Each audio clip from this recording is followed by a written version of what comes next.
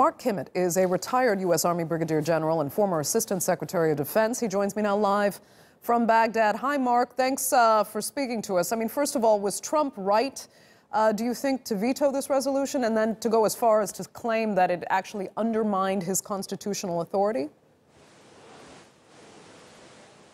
Well, on one hand, it doesn't, because it was clear that the War Power Resolution Act that was invoked by the United States Congress has always been a method by which the United States Congress has oversight on the actions of the president.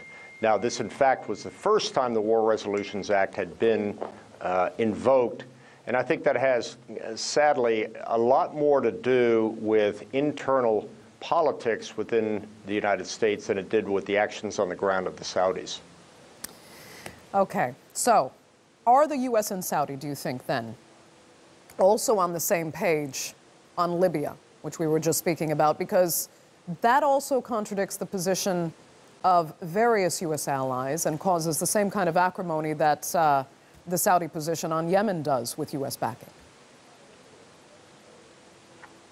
Well, let's be clear. The Russians are backing Haftar. The United States is supportive of stability inside of Tripoli and inside of Libya. I think everybody knew that it was just a matter of time before the situation on the ground, which had been established by the United Nations, was going to blow up.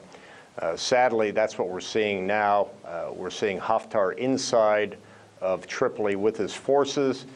He's put an arrest warrant out for the Libyan prime minister, and all those pieces and parts that the UN put together years ago are now finally reaching what we expected all along, which is the country is going into civil war.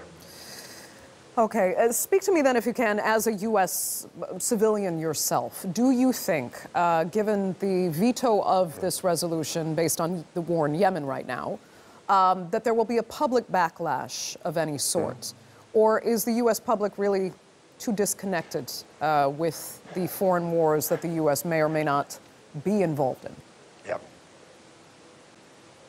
Yeah, I don't think the average American could identify a Houthi, even understands who a Houthi is, and frankly couldn't spell the word Houthi. This is something that is so far removed from the average citizen in America. They somehow connect Trump's actions with the killing of Khashoggi inside of Turkey, but I think that's as far as the understanding goes outside of the expert community inside of Washington, D.C. Sad but true. Okay. Mark Kimmitt, we will have to leave it there. Thank you so much, as always, for joining us there live from Baghdad.